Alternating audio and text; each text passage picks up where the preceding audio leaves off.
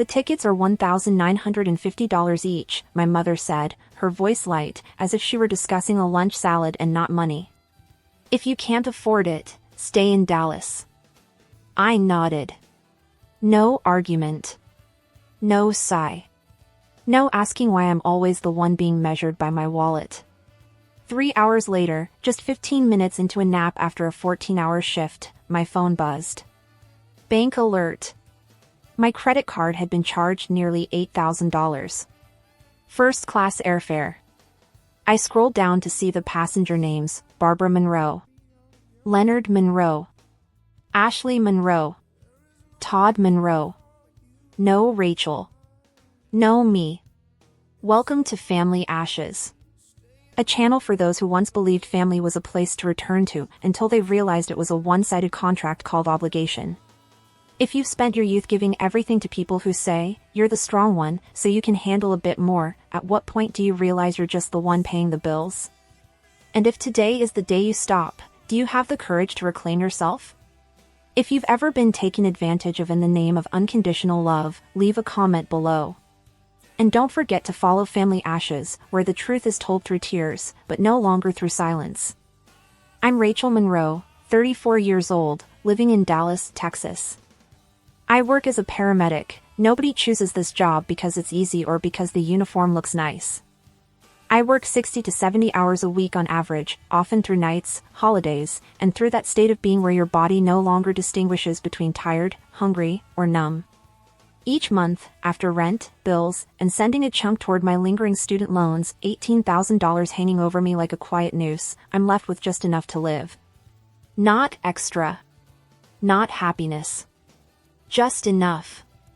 There are 4 others in my family. My mother, Barbara, is the kind of woman who claims to have sacrificed everything for her children but never lets me forget that I'm the responsible one, so I should know better. Her voice is sweet, like honey being poured into your ear, but underneath is a logic hard as stone. If I'm the stable one, then I must also carry the ones who aren't. My father, Leonard, never says anything. He stands behind every decision my mother makes, neither agreeing nor objecting. The kind of silence that tells you he won't stand up for you if it risks upsetting someone else. My sister, Ashley, studied accounting then dropped out when she had a kid. Now she stays home, with no income, no plan, but an expensive taste and a spending habit built on "we'll figure it out." She says money is her husband's job, and hers is to maintain emotional stability for the family. Her husband, Todd, has tried to start 2 businesses. Both failed. Now he stays home, does a little vague freelance work, and spends most of his time complaining that the world isn't fair to people with big dreams. Next week, my entire family will be going on a 6-day vacation to New York. They've booked 4-star hotels, first-class flights, and chose the exact week I'm scheduled for 3 consecutive night shifts at the emergency station. No one asked if I wanted to go. They just called to tell me how much the tickets cost. I had just stepped out of the ambulance as the sky began to dim. Sweat had soaked through to the inner layer of my uniform, and the scent of disinfectant still clung to my palms. It had been a 14-hour shift, no lunch break, barely a sip of water, and my brain could no longer distinguish whether I was walking or simply drifting through the city on autopilot. I had just entered my apartment, not even had the chance to take off my shoes, when my phone buzzed. The screen lit up with one word: Mom. I answered, trying to keep my voice steady. On the other end, my mother didn't say hello. She didn't ask if I was just getting off a shift, if I was tired, if I had eaten. She simply said, in her usual breezy tone, if you can't afford it, don't go. First-class tickets are over $1,900 each. It's not a small thing. I stood frozen in the kitchen, eyes on the floor, shoes still on. Whether from exhaustion or familiarity, I could only respond, I understand. It took exactly 3 hours for me to understand something else. While I was sitting on the sofa, my phone buzzed again. Bank alert. I opened it, my heart not even racing, partly because I was so used to it by now, partly because I no longer had the energy to worry. My credit card had been charged $7,860. The note said, first-class airfare, 4 passengers. I scrolled to check the names: Barbara Monroe, Leonard Monroe, Ashley Monroe. Todd Monroe. Not me. No one called beforehand. No one asked. Not a single message seeking permission. They had simply used my card like it was a built-in responsibility. I stared at the screen in silence. My heart didn't race, and no tears came. Just a quiet emptiness began to spread, cold and steady, like I had just walked into an old room and realized I was never truly seen as a person there. I didn't take long to react. The moment I finished reading the bank alert, I opened the app and tapped on each charge. Plane ticket. Taxes. First-class upgrade fees. Each time I hit dispute felt like snipping a bloodline I had offered them over the past 10 years. No hesitation. No second guessing. Finally, I hit lock account. The screen flashed, "Your account has been temporarily deactivated." I stared at it, disturbingly calm. Something inside me had stopped breathing, but not out of fear. Because I had finally stopped trying to be the agreeable daughter. I stood still in the kitchen, chilled by silence, the air still thick with the sterile smell from the hospital. Then the phone lit up again. A message from Ashley, arriving just as the family was checking in at the airport. "Why hasn't it been paid? The tickets aren't confirmed yet." No greeting, no concern, no hint of acknowledgement that I might have feelings too. Just a line of cold accusation, metallic in tone. I read the message 3 times. Not because I didn't understand it, but because I was trying to find even a trace of familial care in those words. There wasn't any. I typed back, word by word, hearing my mother's voice like an old recording I'd memorized by heart. "You said it yourself, if I can't afford it, I should stay home." I hit send. No emotion. No explanation. No apology. Then I stood up, walked over to my desk, and opened my laptop. My fingers typed into the search bar, "Arizona Forest Cabin Solo Retreat." I didn't think much. I picked a small wooden cabin nestled beside a pine forest, no room service, no cable TV, just the sound of wind and the scent of fresh pine. 6 days, 5 nights. The exact duration my family would be in New York. I chose to pay with a secondary credit card, one from an account they didn't know about. Each step was done in silence, not with relief, not with excitement, just a cold, clear lightness, like peeling off a heavy, soaking wet coat I had worn for too long. After I booked it, I turned off my phone. Not on airplane mode. Not passively waiting for them to call. I powered it off completely. For the first time in years, I chose to disappear, not because I was angry with them, but because I was done being angry with myself for putting up with it for so long. I wasn't staying home, but I wasn't there either. I was in the only place where I knew I wouldn't be expected to give anything, in the center of my own decision. And I knew they might be furious. But I also knew I had just done the bravest thing in my life. I said no, and this time, I wasn't coming back. I lay stretched out on the bed in the tiny cabin, the phone still off, only the ceiling fan creaking overhead and a warm yellow glow from the old desk lamp beside me. In the middle of the pines, everything seemed to slow down. No car horns, no notifications buzzing like static. But inside my head, memories reeled like a film on rewind. The old wounds began to ache, not because I wanted to remember, but because my body had never really forgotten. I remembered that spring, when Todd lost his job for the second time, something about an investor backing out, or so he said. They came to me on a Tuesday evening, my mother worried, Ashley teary-eyed, like I was the only bank still open after 8 p.m. It's just temporary, to help Todd get back on his feet. I pulled $2,400 from my emergency savings, the fund I'd set aside for dental work and new tires, and transferred it to them. Todd didn't say thank you. He only nodded, like I had finally returned a debt he believed I owed him from some forgotten lifetime. Then came my father. He had a hypertension episode and was rushed to the hospital. The stay and medication cost $1,200, and insurance didn't cover all of it. My mom called me, soft as ever, like she was placing a coffee order. "Dad needs a bit of help. You're the only one who can get it done in time." I wired the money that same night and went back to work the next morning. No one ever brought it up again. Not even a "thank you, sweetie." It was as if the whole thing had never happened, as if my help was as assumed as tap water and electricity. Then there was the used car I bought for Ashley when she needed to drive her kid to school. I couldn't afford a new one, but I tried. I found a reliable pre-owned car and financed it under my name. By the third month, the car broke down. Ashley called, demanding I pay for the repairs. I said no, I didn't have anything extra left. And for the first time, I heard her say clearly over the phone, "You really are selfish." I remembered the night I had a high fever, collapsed on my sofa for nearly 3 days straight, no appetite, no strength to even reach for water. I texted my mom, "I'm feeling really weak. If you're free, could you bring me some soup?" She responded 3 hours later, "I'm watching the kids for Ashley today. She has a nail appointment. You understand, right?" I did. I had understood for a long time. I understood that in this family, my worth was tied directly to the money I could provide. When I couldn't open my wallet, I didn't matter. The wounds didn't come from dollar amounts. They came from the way they labeled love without ever offering a single drop of concern in return. And here, in this cold wooden cabin tucked inside a forest, I finally saw it clearly. What they owed me wasn't just money. They owed me a moment of listening. A single, honest, human question, "Are you okay?" And maybe, they never will ask. I spent that entire morning in the cabin writing the email. Not because I didn't know what to say, but because I knew exactly what each word I was about to send would break, something I had long pretended was bond.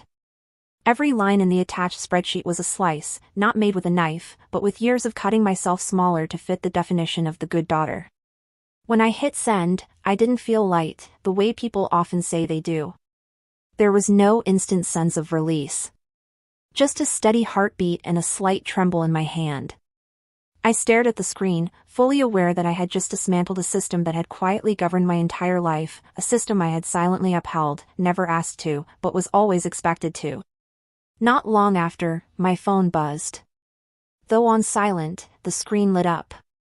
The first message was from my mother. "You've torn this family apart." Just one sentence. No question why, no mention of the numbers, no denial of what I listed, but no acknowledgement either. She didn't challenge the facts. She simply condemned the act. In her eyes, I wasn't wrong for being taken advantage of, I was wrong for finally speaking up. I read the message once, twice, then pressed my lips together as if swallowing something lodged in my throat. I had known she would say that. I'd already imagined her voice, slow, laced with just enough pain to sound wounded, but packed with far more control. My mother always used the idea of family like a rope, not to tie us together, but to pull me back each time I took a step away. The second message came from my father. "We didn't raise you to humiliate us like this." I closed my eyes. That was almost the only thing he'd said to me this year. One single sentence, not when I paid his hospital bill, not when I helped him register for insurance online because he didn't know how, not even when I drove across town in the rain to deliver his flu meds. But when I dared to account for what I'd given, then he spoke. I don't know if he meant humiliate because I dared to send an invoice, or because I forced him to face the fact that he had never once protected me, from my mother, from my sister, from the family's default assumption that I would always be the support beam. Maybe both. Maybe, to him, his role as father ended the moment I could earn my own paycheck. From then on, he became a spectator, silent when I was in pain, but unable to tolerate it when I pushed back. The last message was from Ashley. "It's just a misunderstanding. You're blowing this way out of proportion." I let out a laugh, not because it was funny, but because I was tired. Misunderstanding? She didn't ask what I thought was misunderstood. She didn't apologize. She didn't explain. She was trying to file it all away as a minor disagreement over dinner, something that could be patched up with a few jokes, a fake hug, a casual sister's coffee outing. But I knew better. This wasn't once. This was 2 years. 5 years. A lifetime of shouldering expectations set by people who thought love meant silently enduring. I sat there for a long time, the screen of my phone lighting up and dimming again, missed notifications blinking like voices in my head from years ago. She always has a job, she's stable. Unmarried daughters should think more about their parents. She's strong, she can handle it. Yes. I had endured. For far too long. Long enough for them to believe I would always endure it, even as it slowly drained me from the inside. I didn't reply to any of the messages. I simply closed the laptop, stood up, and stepped out onto the cabin porch. The sun was beginning to set. The light spilled over the red earth, and everything seemed to move in slow motion. For the first time, I didn't feel guilty for disappointing someone. I didn't feel ashamed for hurting my family. Instead, I felt sad, not because I had done something too big, but because I had waited too long to do something absolutely necessary. This wasn't betrayal. This was the first act of honesty I'd allowed myself to live fully. And I knew, from that moment on, every definition of family they had used to keep me tethered would no longer be able to hold me. I was making tea when the familiar ding of Messenger broke the silence. The phone was on silent mode, resting on the windowsill, but the screen lit up with a name that made me pause, Melissa Green. It took me a few seconds to place it, Melissa, Todd's ex-girlfriend. They broke up about 2 years ago, after she moved to another state to work at a major law firm in Minneapolis. Since then, I hadn't heard her name again. No one in the family spoke of Melissa anymore, as if she had never existed.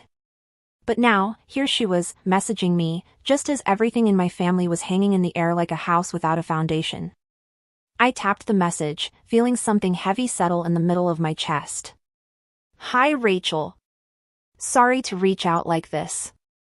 But I was going through some old financial records and found a few things that might concern you. I'm not sure if you already know. But I think you should. Attached was a PDF file, no subject line, just the name account transactions _ Monroe _ 2022. I didn't open it right away. I looked out the window, a cooling mug of tea in my hand. For a moment, I didn't want to know anything else. I was too tired of things I should know, and truths no one ever said out loud. But something instinctual, something sharpened from years of being dismissed, used like a bottomless wallet, told me I had to open it. If only to confirm that, this time, I wasn't imagining things. I sat down at the table and opened the file. The first page was a transaction list, unfamiliar purchases, but the username was crystal clear, Todd Monroe. Right below it, authorized user, primary account holder, Rachel Monroe. I scrolled quickly. The charges lined up like a carefully structured web of lies: crypto investments, sports betting transactions, anonymous e-wallet transfers, ATM withdrawals near local casinos. All of them fell between July and December of last year, right when I had to cancel my holiday plans because I couldn't afford my student loan payment. Every transaction was a slap to my memory. I remembered Todd coming to my apartment in August, asking to borrow a few $100s for gas and car repairs because the bank was having system issues. I gave it to him. I remembered how he said, "Thanks, Rachel. Honestly, I hate asking you for help," I smiled at him. I thought maybe I was helping a man who was trying. I scrolled to the bottom of the file. The final pages were printed emails from my mother. Melissa. Please don't tell Rachel. She's already stressed about her student loans. If she finds out about this, everything will spiral.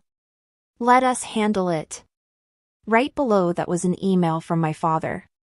We have it under control. Todd is just being impulsive. Rachel doesn't need to know. I didn't feel my blood rush to my face the way it usually did. I felt cold. A chill that started in my palms, crept up my arms, and settled in the back of my neck. The kind of cold that betrayal stops being a shock and starts becoming a fact of life. I had grown used to being used. But I had never imagined they would hide this from me to protect the person stealing from a card under my name, without a single word of permission. It took me nearly an hour to steady myself. Not to calm my anger, but to keep from unraveling. I reopened the old email, the declaration of war I had sent a week earlier. I added a new line to the spreadsheet: unauthorized use of secondary card, $3,650. I attached the file Melissa had sent. Then I wrote, attached is proof of unauthorized use of a secondary credit card in my name by Todd Monroe. This occurred between July and December of last year. I was never consulted or asked for consent. Total debt owed now exceeds $15,000. I want to be clear, all financial support from me will cease completely and permanently from this moment on. I didn't stop there.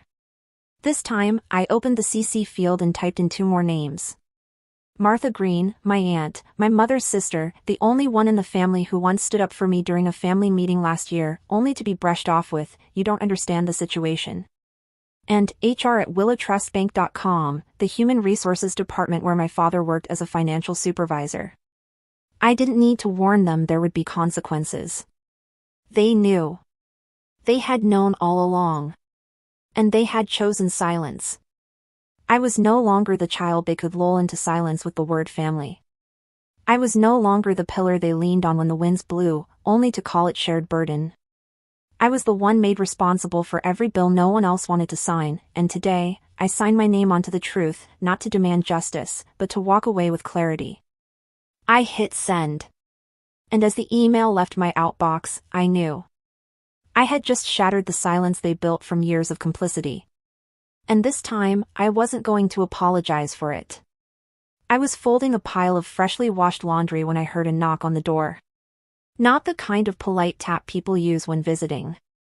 It was the kind of knock my mother always used, firm, impatient, like whatever she had to say was more important than my right to privacy.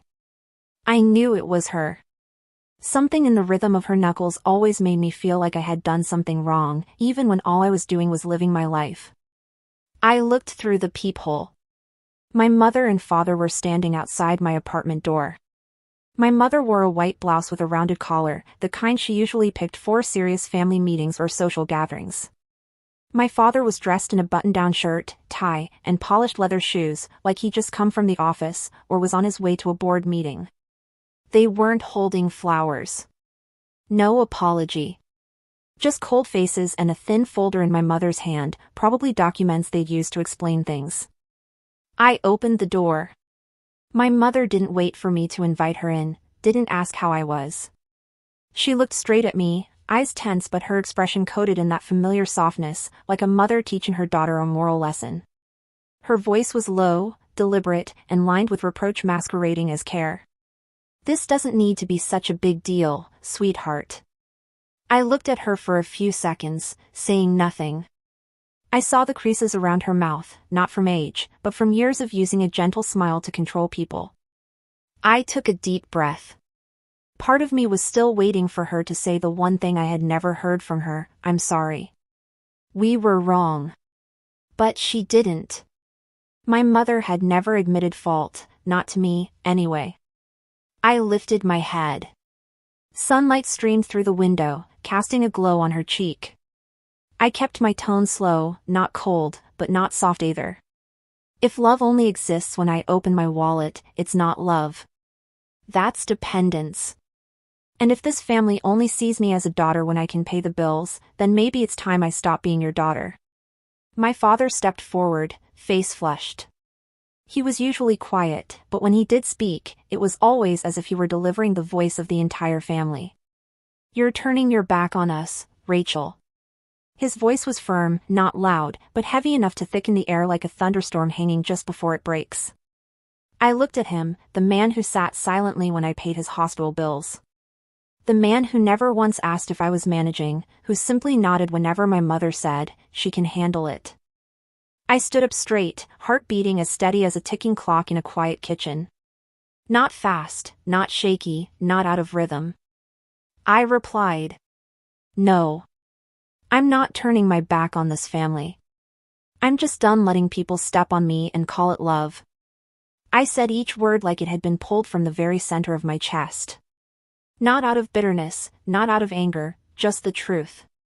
And truth, when spoken after years of being buried, carries a weight that doesn't need to be shouted. My mother turned to my father, as if searching for backup. Then she looked back at me, this time with eyes that had lost their confidence. You can't tear down the foundation of a family over a few misunderstandings. I gave a small smile. One with no joy behind it. Mom, if that foundation only stands when I grit my teeth and suffer in silence, maybe it should have collapsed a long time ago. She opened her mouth to say something else, but I didn't give her the chance. I raised my hand to the door handle, slowly, not in anger. I lifted my head and looked her in the eyes. I'm still your daughter. But I'm no longer the obedient shadow you created. I closed the door. Not slammed. No dramatics. Just closed it. Clean. Final. I didn't press my ear to the door like I used to. I didn't need to know if they were crying, or angry, or still standing there. I had spent too many years living in reaction to them. But this time, I didn't need to anymore. Because for the first time in my life, I stepped out of the role of the good daughter without asking anyone's permission. And that, for me, was a true goodbye. No farewell. No promise to come back. I started therapy the next Monday morning, the very week after I closed that final door.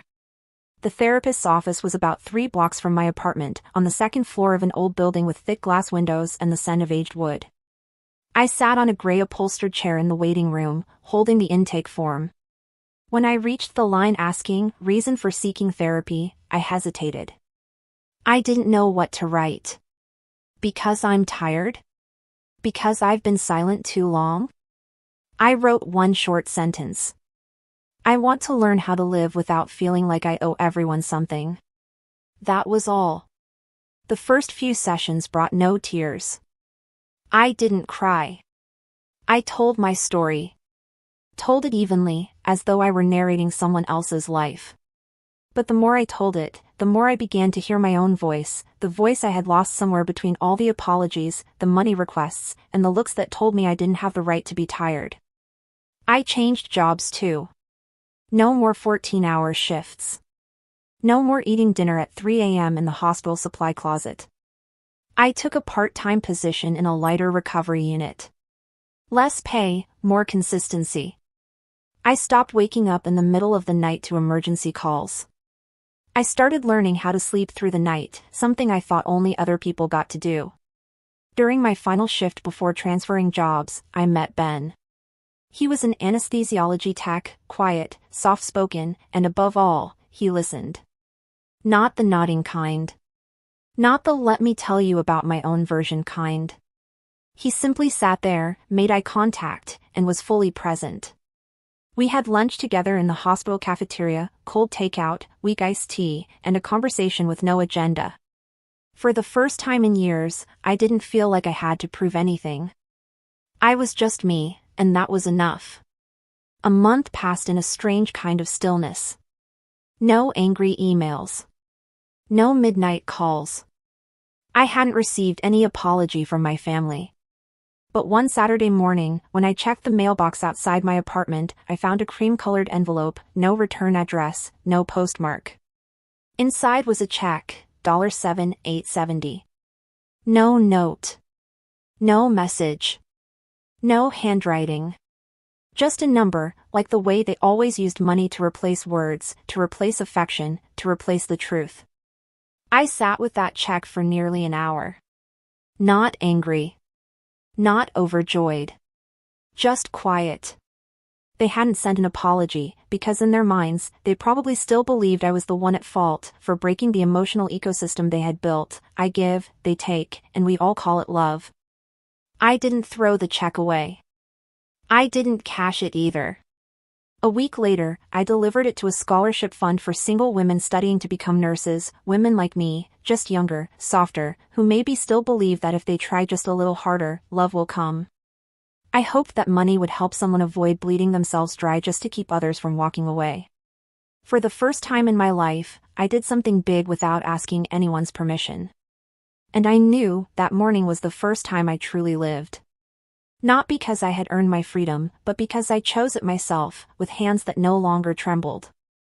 I used to believe that silence was how you protected everything: peace, dignity, grown-up pride, the appearance of harmony. I used to think love meant endurance, that swallowing pain was how you showed devotion, that if I didn't speak up, the people around me would feel it and adjust.